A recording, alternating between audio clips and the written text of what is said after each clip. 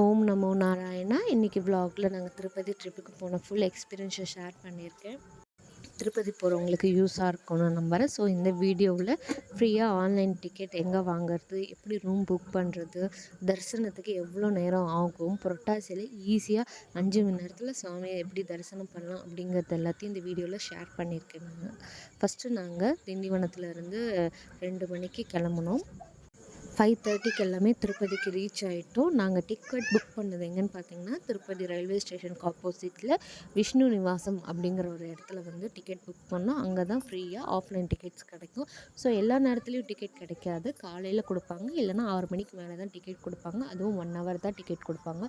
So நாங்கள் கரெக்டாக 5:30க்கு போனனால 6 o'clock எங்களுக்கு டிக்கெட் கிடச்சிருச்சு. ஸோ கவுண்டர் ஓப்பன் ஆனதும் கடன்னு 1 hourல டிக்கெட் எல்லாமே முடிஞ்சிருச்சு. பை த காட் கிரேஸ் எங்களுக்கு ஈஸியாக டிக்கெட் கிடச்சிருச்சு. லைனும் ஃபாஸ்ட்டாக தான் மூவ் ஆணுச்சு. 10 நிமிஷத்தில் டிக்கெட் கொடுத்துருவாங்க. 10 நிமிஷத்தில் நம்ம டிக்கெட் வாங்கிட்டு வெளியே வந்துடலாம். அடுத்தது நம்ம எங்கே போகணும் அப்படின்னா, திருமலாவுக்கு தான் நம்ம போகிறோம். ஸோ திருமலாவில் போனோம். ஸோ போகிற வழியில் செக்கிங் இருக்கும். ஸோ செக்கிங் எல்லாத்தையும் நாங்கள் முடிச்சுட்டு மலை ஏற ஸ்டார்ட் பண்ணிட்டோம். ஸோ போகிற வழியெல்லாம் பார்த்திங்கன்னா ஒரே திருவிழா மாதிரி ஒரே லைட் செட்டிங் தான். ஒரு மலை மேலே அந்த கார் போகிறதெல்லாம் சூப்பராக செமையாக தெரிஞ்சிச்சு. அதுவும் இந்த நந்தி இருக்கிற ரவுண்டானா வந்து செமையாக இருந்தது. அதனால தான் உங்களுக்கும் நீங்களும் பார்க்கணும் அப்படிங்கிறோம் இதை நான் பர்டிகுலராக இதை வீடியோ எடுத்து நான் போடுறேன்.